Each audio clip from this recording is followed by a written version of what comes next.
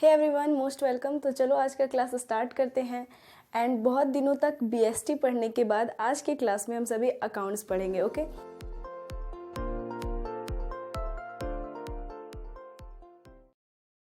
चलो स्टार्ट करते हैं बिना टाइम वेस्ट किए। तो आज के क्लास में हम अकाउंट्स को पढ़ेंगे, ठीक है। अब बहुत दिनों तक बीएसटी हम पढ़ रहे थे, अब अकाउंट्स पढ़ेंगे। देखो, अकाउंट्स में ओवरऑल हमारा पार्टनरशिप भी कंप्लीटेड है and share capital and debentures भी कंप्लीटेड हैं। जो हमारा बचा हुआ है वो है only cash flow statement and financial analysis. Okay, तो अभी फाइनेंशियल एनालिसिस को हम स्टार्ट नहीं कर रहे हैं, बट आज के क्लास में हम सभी कैश फ्लो स्टेटमेंट को स्टार्ट करने वाले हैं। तो देखो, सबसे पहले हमें इस चैप्टर में समझना क्या है। तो चैप्टर का नेम क्या है? Cash flow statement. ओके, तो इसमें सबसे पहले आपको समझना होगा कि ये कैश फ्लो स्टेटमेंट है क्या। Okay, so cash flow statement क्या है? तो देखो, जब भी हमें कोई, देखो स्टेटमेंट मतलब तो पता है ना, जिसमें विवरण होता है किसी भी चीज़ का। जैसे बैलेंस शीट है, तो बैलेंस शीट भी एक स्टेटमेंट है, लेकिन फ़र्क इतना है कि बैलेंस शीट में जो है वो हमें एसेट्स और लायबिलिटीज़ का स्टेटमेंट पता चलता है कि किसी भी बिजनेस में एसेट्स का क्या पोजीशन है एंड लायबिलिटीज़ का क्या पोजीशन है। ओके, लेकिन कैश फ्लो स्टेटमेंट में क्या है कि हमें कैश का पोजीशन का पता चलता है कि किसी भी कंपनी में कैश का क्या पोजीशन है, कितने कैश आ रहे हैं, कितने कैश जा रहे हैं, ये सभी कैश फ्लो स्टेटमेंट में हमें पता चलता है, ठीक है। जैसे कि इसके नाम से स्पष्ट होता है, कैश फ्लो, ठीक है। कैश में सिर्फ कैश नहीं आएगा, आपका सारा चीज आ जाएगा जो कि कैश से रिलेटेड है, जैसे कैश एंड कैश इक्विवेलेंट हम इन्हें बोलते हैं। ओके, मतलब कैश और कैश के समतुल्य। इक्विवेलेंट का मतलब होता है समतुल्य, ठीक है। मतलब कैश और कैश के समतुल्य जो है, मतलब कैश और कैश के जैसा जो है, जो कि जिसे हम क्विक कैश में चेंज कर सकते हैं। और ये सारी चीजें क्या है वो हम अभी पढ़ेंगे चैप्टर में। एंड उसके बाद है फ्लो, मतलब फ्लो होना, कैश का फ्लो होना। जनरली कोई भी ऑर्गेनाइजेशन हो या कोई भी कंपनी या कोई भी बिजनेस हो, उसमें क्या होता है ना कि कैश, हम जितने भी चीज़ें रिकॉर्ड करते हैं, जनरली हमें स्टार्टिंग से पढ़ाया जाता है कि अकाउंटिंग क्या है। तो अकाउंटिंग एक किसी भी ऑर्गेनाइजेशन का या किसी भी कंपनी का फाइनेंशियल एक्टिविटीज़ को रिकॉर्ड करता है और एक विवरण तैयार करता है, एक इंफॉर्मेशन तैयार करता है, जिसका उपयोग हम उस कंपनी के फाइनेंशियल पोजीशन को जानने में करते हैं, है ना। तो यहाँ पे क्या होता है कैश फ्लो स्टेटमेंट में, कि यहाँ पे जो है ना वो कैश का फ्लो को बताता है कि कैश कैसे फ्लो कर रहा है। और फ्लो दो ही तरीके से होता है, वेदर वो कैश आ सकता है, वेदर कैश जा सकता है, ठीक है। तो इसे हम कैश का आना जाना को हम बोलते हैं इनफ्लो एंड आउटफ्लो। ओके, तो यहाँ पे हमें कैश फ्लो का दो चीज़ों को पढ़ना होगा। पहला होगा हमारा इनफ्लो, ओके, आई होप कि आपको ऊपर दिख रहा है, एंड देन होगा हमारा आउटफ्लो। इनफ्लो मतलब कैश का आना और आउटफ्लो मतलब कैश का जाना। और इसी का जब एक स्टेटमेंट तैयार होगा तो वो उसका नेम होगा कैश फ्लो स्टेटमेंट। ओके, तो ये मैंने आपको कैश फ्लो स्टेटमेंट का मतलब बता दिया, लेकिन इसमें ये है कि आपको मीनिंग लिखना पड़ेगा। तो मीनिंग लिख लेना कि concept of cash flow statement. तो आप इसे ऐसे लिख सकते हो कि कैश फ्लो स्टेटमेंट, ठीक है, मैं लिख रही हूँ यहाँ पे, cash flow statement is statement which shows, okay, which shows, इधर से मैं लिखती हूँ inflow and outflows of cash और कैश इक्विवेलेंट्स। ओके, ठीक है, समझ में आया कि कैश फ्लो स्टेटमेंट क्या है। तो कैश फ्लो स्टेटमेंट एक ऐसा स्टेटमेंट है जिसमें कैश के इनफ्लो और आउटफ्लो को बताया जाता है। तो ये आपका एक तरह से आप मीनिंग भी बोल सकते हो, ठीक है, ये मैंने अपने से लिखा है। ओके, अब सेकेंडली आपको इसमें क्या समझना है। देखो, कैश फ्लो स्टेटमेंट क्या होता है, यही होता है, बेसिकली सिंपल है। कैश फ्लो स्टेटमेंट एक वो स्टेटमेंट है जिसमें कैश के फ्लो को हम दर्शाते हैं, इनफ्लो और आउटफ्लो को। और इसमें जो है ना किसी 2 ईयर्स के, ठीक है, 2 या कोई भी 2 पर्टिकुलर ईयर के ट्रांजेक्शन्स इनफ्लो और आउटफ्लो के बीच में कंपैरिजन किया जाता है। और इससे पता चलता है कि आपका ऑर्गेनाइजेशन में कितना कैश आ रहा है एंड कितने कैश जा रहे हैं। ओके, आई होप कि आपको मैंने ये अच्छे से क्लियर कर पाया। अब हमें क्या समझना है, तो अब हमें ना इसका कुछ ऑब्जेक्टिव्स को समझना है। ओके, तो देखो ऑब्जेक्टिव्स क्या होते हैं बेसिकली। ऑब्जेक्टिव्स क्या है कि इसके क्या उद्देश्य हैं, ठीक है। तो ऑब्जेक्टिव्स क्या हो सकते हैं किसी भी ऑर्गेनाइजेशन के, तो कैश फ्लो स्टेटमेंट से हमें किसी भी बिजनेस के इनफ्लो और आउटफ्लो को पता चलता है ना। तो आप लिख सकते हो इसका objective, to know the inflow and outflow of any organization, sorry inflow and outflow of cash in the organization और in the company. Okay, and secondly आप लिख सकते हो इसमें जो इनफ्लो और आउटफ्लो दिखाता है वो 3 एक्टिविटीज के दिखाते हैं। पहला जो होता है हमारा वो होते हैं ऑपरेटिंग एक्टिविटीज, दूसरे होते हैं इन्वेस्टिंग और तीसरे होते हैं फाइनेंसिंग एक्टिविटीज। ओके, तो ऑपरेटिंग, फाइनेंसिंग एंड इन्वेस्टिंग तीनों एक्टिविटीज का इनफ्लो और आउटफ्लो को जब बताते हैं तो वो हमारा मतलब उसमें कैश फ्लो स्टेटमेंट में बताते हैं। अब ये कैसे बताते हैं इसे हम अभी आगे समझेंगे। ओके, तो ये हमारा इसका कुछ ऑब्जेक्टिव्स है और इसे बनाने का नीड क्यों पड़ा। तो देखो अब पता नहीं होगा कि आपके ऑर्गेनाइजेशन में या किसी भी कंपनी में कितना इनफ्लो हो रहा है, कितना आउटफ्लो हो रहा है, तो हम आगे की क्रियाएं कैसे करेंगे, कर पाएंगे क्या, नहीं। तो ये कैश फ्लो स्टेटमेंट इसीलिए तैयार किया जाता है सो दैट कि इसके इनफ्लो और वेरियस कोई भी सर्टेन ईयर्स के इनफ्लो और आउटफ्लो के बीच में कंपैरिजन किया जा सके। ओके, और जो वेरियस यूजर्स होते हैं फाइनेंशियल इंफॉर्मेशन के, वो इसका उपयोग कर सकें ताकि वो अच्छा निर्णय ले सके, ठीक है। कैश कंट्रोल को रोका जा सके, इनफ्लो और आउटफ्लो को संतुलित किया जा सके, है ना। इनफ्लो और आउटफ्लो दोनों जो है वो बराबर हो सके, ठीक है।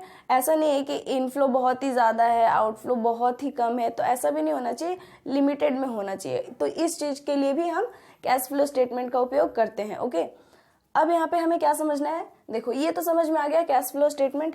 अब इसमें ना क्या होता है कि कैश फ्लो स्टेटमेंट हमें बनाना पड़ता है, हमें कैलकुलेट करके निकालना पड़ता है कि एक्चुअल में कितना कैश ऑपरेटिंग एक्टिविटीज से हमारा इनफ्लो आउटफ्लो हो रहा है, इन्वेस्टिंग एक्टिविटीज से कितना इनफ्लो आउटफ्लो हो रहा है, ये पता होना चाहिए हमें। और तो और क्या था एक हमारा फाइनेंसिंग एक्टिविटीज, तो फाइनेंसिंग एक्टिविटीज से कितना कैश इनफ्लो आउटफ्लो हो रहा है ये हमें पता होना चाहिए, है ना। तो अब हम इसे समझते हैं। आई होप कि आपको ये समझ में आ गया। मैं इसे इरेज कर देती हूँ बिकॉज ये ज़्यादा नीड का है नहीं हमारा। जो अब हमें समझना है वो मैं अब लिखूंगी, ठीक है। कैश फ्लो एक्टिविटीज में आपको ये तो समझ में आ गया ना कि कैश फ्लो होता है, ठीक है, कैश फ्लो। तो इसमें हम क्या पढ़ेंगे, कैश फ्लो एक ये और एक फ्लो पढ़ेंगे, इनफ्लो और आउटफ्लो, ठीक है।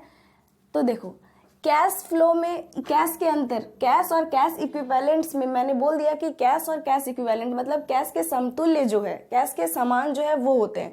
तो इसमें आप क्या लिख सकते हो, और तो इसमें आप बैंक लिख सकते हो, ठीक है। एंड आप इसमें लिख सकते हो शॉर्ट टर्म इन्वेस्टमेंट, ओके।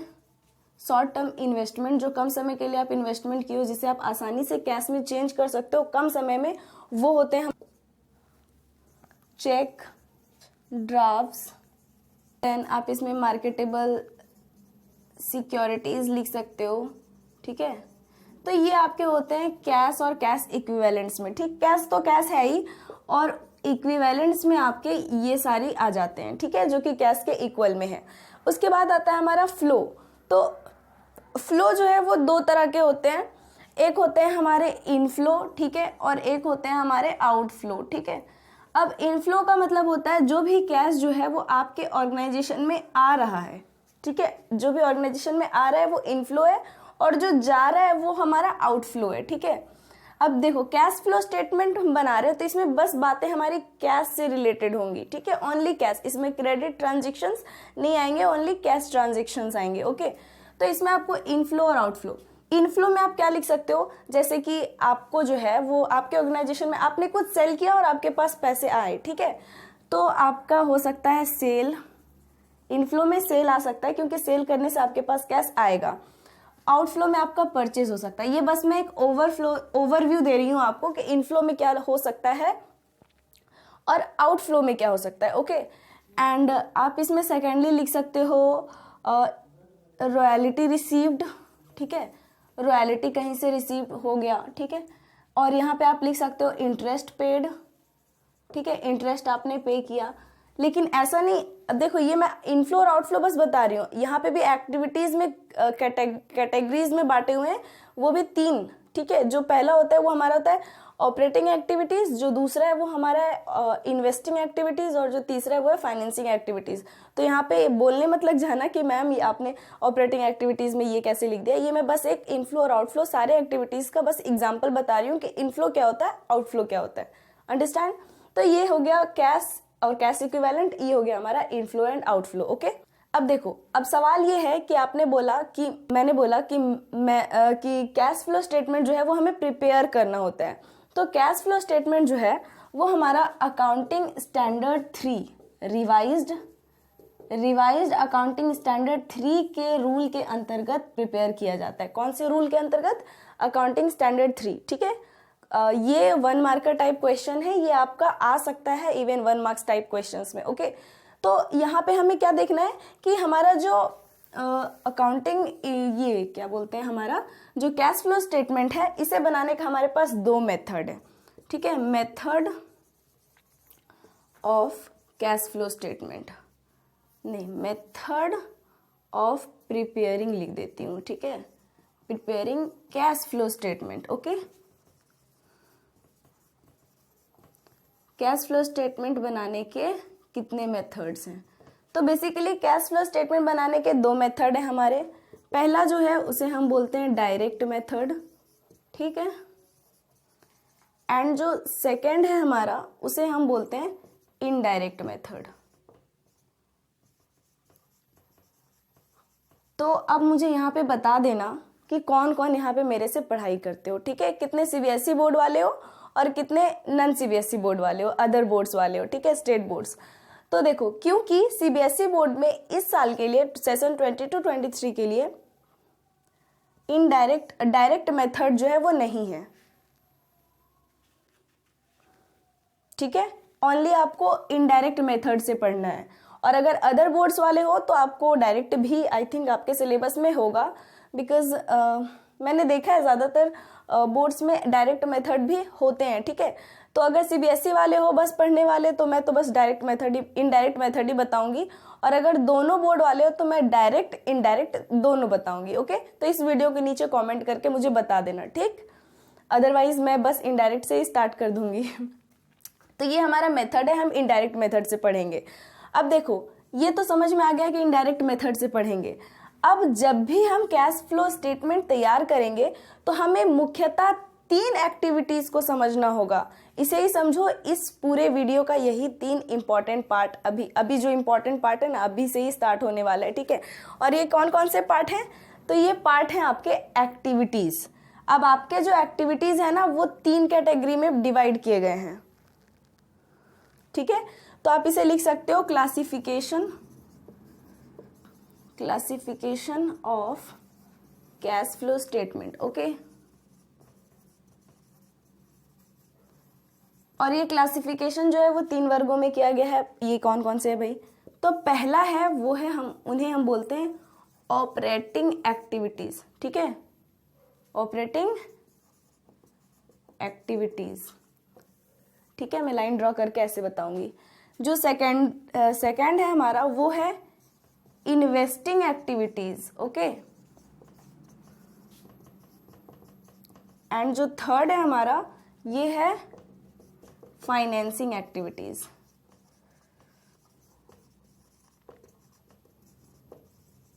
ठीक। आई बात समझ में? अब देखो, ऑपरेटिंग एक्टिविटीज में वैसे सारे एक्टिविटीज आते हैं। देखो, पहले मैं ना फाइनेंसिंग से स्टार्ट करती हूँ। फाइनेंसिंग एक्टिविटीज में सारे फाइनेंशियल चीजें आती है, मतलब कंपनी रिलेटेड, जैसे शेयर इशू करना, डिवेंचर्स इशू करना, डिविडेंड पे करना, इंटरेस्ट पे करना डिवेंचर्स पे, डिवेंचर्स का पेमेंट करना, ये सारे हमारे फाइनेंसिंग एक्टिविटीज में आते हैं, ओके। तो आप यहाँ पे लिख सकते हो, सिंपल है, आप यहाँ पे लिख सकते हो इसे रिलेटेड टू, ये एक ट्रिक है बस याद रखने के लिए, रिलेटेड टू फाइनेंसिंग एक्टिविटीज जो है वो हमेशा रिलेटेड होगा शेयर्स एंड लोन्स। अब ये मत बोलना कि मैम आपने डिवेंचर्स नहीं लिखा, डिवेंचर्स भी, ओके, लोन्स एंड डिवेंचर्स लो मैं लिख ही देती हूँ, ठीक है। ये हमेशा रिलेटेड है शेयर, लोन्स एंड डिवेंचर्स से, ओके। जब भी आप इंटरेस्ट पे करोगे, ठीक है, इंटरेस्ट आप पे करोगे डिवेंचर्स पे, तो वो फाइनेंसिंग एक्टिविटीज में है। अब इसमें भी इनफ्लो आउटफ्लो पढ़ना होगा, अभी रुक जाओ, अभी डरना नहीं, मतलब अभी हड़बड़ाना नहीं है, अभी रुको। इन्वेस्टिंग एक्टिविटीज में क्या है, वैसे एक्टिविटीज जिसमें आप इन्वेस्टमेंट करते हो, ठीक है। इसमें आप लिख सकते हो फिक्स्ड एसेट्स, कोई बहुत बड़ा फिक्स्ड एसेट्स आपने परचेज किया तो वो इसमें आ जाएंगे, ठीक है, फिक्स्ड एसेट्स। और आप इसमें लिख सकते हो नॉन करेंट इन्वेस्टमेंट, ठीक है, नॉन करेंट इन्वेस्टमेंट या लॉन्ग टर्म इन्वेस्टमेंट भी हम इन्हें बोलते हैं, ठीक है। तो ये हमारे आते हैं इन्वेस्टिंग एक्टिविटीज में, ओके। लॉन्ग टर्म इन्वेस्टमेंट या फिक्स्ड एसेट से रिलेटेड ये इन्वेस्टिंग एक्टिविटीज होते हैं। जो इन दोनों कैटेगरी में आ गए, उसके बाद जो रह गए, जो नॉर्मली हमारे एक्टिविटीज होते हैं, वो हमारे आ जाएंगे ऑपरेटिंग एक्टिविटीज में। नॉर्मली एक्टिविटीज मतलब फाइनेंसिंग में आप पहचान जाओगे कि वो कैसे है, क्योंकि वो शेयर, डिवेंचर्स और लोन से रिलेटेड होंगे। एंड देन है इन्वेस्टिंग एक्टिविटीज, तो इन्वेस्टिंग में आपके फिक्स्ड एसेट्स और लॉन्ग टर्म इन्वेस्टमेंट्स होंगे, ठीक है। तो इन दोनों को पहचान जाओगे, जो रह जाएंगे उन्हें आप इसमें कर देना, ठीक है, ऑपरेटिंग एक्टिविटीज में।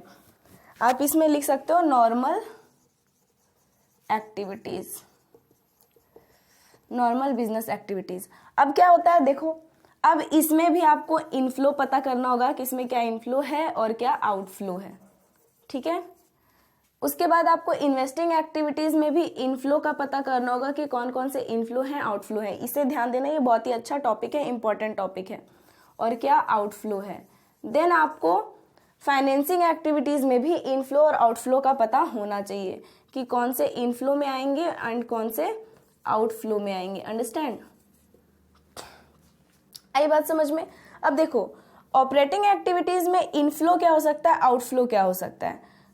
कैश सेल्स, ठीक है, आपका इनफ्लो क्या हो सकता है, कैश सेल्स, मतलब आप किसी भी चीज को बेचोगे कैश में तो वो आपका इनफ्लो हो गया, ठीक है, इनफ्लो।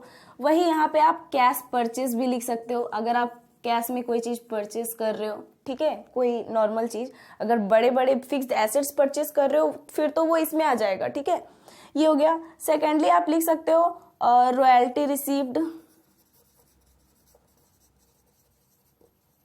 एंड इसमें आप लिख सकते हो सैलरी, वेजेस पेड, ठीक है, जो भी आप सैलरी या वेजेस पे करे हो। फिर आप यहाँ पे लिख सकते हो फीस और कमीशन रिसीव, ठीक है, फीस या कमीशन कुछ भी रिसीव हुआ।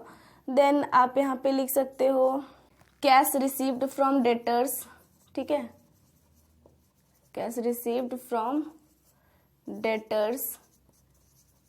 एंड इसमें आप लिख सकते हो salary, wages paid, cash purchase and cash paid to debtors, cash paid to creditors लिख सकते हो, ठीक है, क्रेडिटर्स को आपने कैश पे किया। इनकम टैक्स पे, ये भी इसी में आता है हमारा, ठीक है, इनकम टैक्स पेड, आउटफ्लो है ये हमारा ऑपरेटिंग एक्टिविटीज का, समझे। मतलब ये सारी जो है ईटीसी और भी होंगे, आप क्वेश्चन बनाने लगोगे ना तो आपको समझ में आने लगेगा कि कौन सा एक्टिविटीज किधर हमें दिखाना है और वो कौन से एक्टिविटी से रिलेटेड है। अंडरस्टैंड। अब आते हैं हम इन्वेस्टिंग एक्टिविटीज में। तो देखो, इन्वेस्टिंग एक्टिविटीज में मैंने बोला कि ये इन्वेस्टमेंट रिलेटेड है। अगर आप कोई फिक्स्ड एसेट्स परचेज कर रहे हो तो आपको कैश पे करने होंगे, आपके बिजनेस से कैश जाएगा, तो ये आपका आउटफ्लो हो गया। तो आप आउटफ्लो में लिखोगे purchase of fixed assets, purchase of fixed assets, okay. Then आप यहाँ पे लिख सकते हो सेल ऑफ फिक्स्ड एसेट्स, आपने कोई फिक्स एसेट्स बेच दिया, ठीक है, ओके। अब आपने कोई लॉन्ग टर्म इन्वेस्टमेंट कर रखा था, उस पे आपको इंटरेस्ट मिल रहा है, तो वो भी आप इसमें लिखोगे, ठीक है। इंटरेस्ट आपको इन्वेस्टमेंट पे मिल रहा है, जो लॉन्ग टर्म इन्वेस्टमेंट आपने किया है, ठीक है, जो कि नॉन करेंट इन्वेस्टमेंट है, उसका इंटरेस्ट आपको मिल रहा है, तो आप यहाँ पे लिखोगे interest received, okay, interest received. Then अगर आपने शेयर परचेज कर रखा था किसी कंपनी का, तो उस पे आपको डिविडेंड मिल रहा है, तो शेयर परचेज करना ये भी लॉन्ग टर्म इन्वेस्टमेंट होता है, तो इस पे आपको जो डिविडेंड मिल रहा है वो अभी आपका इन्वेस्टिंग एक्टिविटीज में होगा, ठीक है। अब आप सोच रहे होगे कि अगर हम इंटरेस्ट रिसीव कर सकते हैं तो इंटरेस्ट पे भी तो कर सकते हैं, तो इंटरेस्ट अगर हम पे करेंगे तो वो हमारे इन्वेस्टिंग एक्टिविटीज होंगे। नहीं, क्योंकि आप इन्वेस्टमेंट तभी पे करोगे जब आप लोन ले रहे हो। जब आप लोन लोगे या फिर जब आप लोन लोगे या फिर आप डिबेंचर्स इशू किए हो और डिबेंचर्स आपके कंपनी के परचेज किए हैं डिबेंचर्स होल्डर्स ने, और आप उनको अगर इंटरेस्ट दे रहे हो या फिर आप लोन पे इंटरेस्ट दे रहे हो, तो वो आपके फाइनेंसिंग एक्टिविटीज होंगे, ना कि इन्वेस्टिंग एक्टिविटीज। ओके, वहीं आप डिविडेंड अगर पे कर रहे हो तो आपने शेयर इशू किया है, तो वो शेयर से रिलेटेड हो गया ना, तो शेयर से जो रिलेटेड है वो फाइनेंसिंग एक्टिविटीज में है। तो अगर आप शेयर इशू किए हो अपनी कंपनी के और उस पर डिविडेंड दे रहे हो शेयर होल्डर्स को, तो वो भी फाइनेंसिंग एक्टिविटीज होंगे, ना कि investing activities. Okay, I hope कि मैं आपको ये सब समझा पा रही हूँ। ऑल्दो मेरा जो थ्रोट है वो बिल्कुल भी ठीक नहीं है, it's paining right now also, and I have to record this, I have to teach you this, that's why I'm doing this all. So आज का क्लास हम ज़्यादा लंबा नहीं करेंगे। हमारा ये जो टॉपिक है कैश फ्लो स्टेटमेंट अकाउंट्स का, ये हम 5 to 6 क्लासेस में कवर करेंगे टोटली। ओके, तो ये हो गया, आपका समझ में आ गया। देन आपको इसमें परचेज में आउटफ्लो में आप लिख सकते हो, कोई इन्वेस्टमेंट आप परचेज किए हो, कोई इन्वेस्टमेंट आप करने जा रहे हो, तो वो आप लिख सकते हो यहाँ पे purchase of non current investment. ठीक है, purchase of non current investment ETC and ETC इसमें भी। ठीक है, अब फाइनेंसिंग एक्टिविटीज में इनफ्लो क्या हो सकता है और आउटफ्लो क्या हो सकता है। आपने शेयर इशू किया, तो जब शेयर होल्डर्स उस शेयर को परचेज करेंगे तो आपके पास जो आएगा वो आपका इनफ्लो होगा। ठीक है, तो आप यहाँ पे लिख सकते हो इशू ऑफ शेयर्स, या फिर इशू ऑफ डिबेंचर्स भी आप लिख सकते हो। ओके, एंड यहाँ पे आउटफ्लो में आप लिख सकते हो डिविडेंड पेड। ठीक है, डिविडेंड आप पे करोगे अपने शेयर होल्डर्स को, एंड इंटरेस्ट पेड आप लिख सकते हो, इंटरेस्ट पेड ऑन लोन। ठीक है, या फिर डिबेंचर्स। ठीक है, या फिर आप इसमें ये भी लिख सकते हो रिडम्पशन ऑफ डिबेंचर्स। ठीक है, डिबेंचर्स जो आपने लिया था आप उससे पेमेंट कर रहे हो, तो यहाँ पे रिडम्पशन ऑफ डिबेंचर्स भी लिख सकते हो, या फिर बाय बैक ऑफ शेयर्स, या फिर इसे रीपेमेंट भी हम बोलते हैं। ठीक है, तो रीपेमेंट ऑफ शेयर्स आप ये भी लिख सकते हो। अंडरस्टैंड? तो ये होते हैं हमारे कुछ operating activities, investing activities and financing activities. Although ये क्लास हमारा बहुत ही इंपॉर्टेंट है, तो इसका जल्दी से स्क्रीनशॉट ले लो। आई नो कि लाइट आ रहा है, तो मैं लाइट को कवर कर देती हूँ, अब आप स्क्रीनशॉट ले लेना। ठीक है, इस क्लास के बाद ना हमारा ये जो मतलब इस टॉपिक के बाद हमारा जो क्लास होगा नेक्स्ट क्लास, उसमें हम सभी जो है वो ऑपरेटिंग एक्टिविटीज़ को ही टोटली समझेंगे, एंड देन हम इन्वेस्टिंग एक्टिविटीज़ को समझेंगे, एंड देन हम फाइनेंसिंग एक्टिविटीज़ को समझेंगे। ओके, तो ऑल्दो हमारा इस चैप्टर का 5 to 6 क्लास होने वाला है, सो मेक श्योर कि आप सारे क्लासेस को अच्छे से देखें, एंड आई होप कि आपको आज का क्लास ओवरऑल समझ में आ गया। मिलते हैं नेक्स्ट क्लास में। Till then keep learning, keep exploring, and bye bye, have a good day, stay tune. और हाँ, बोलने का फ़ायदा तो होता नहीं है, बट स्टिल वीडियो अच्छा लगे तो लाइक कर देना।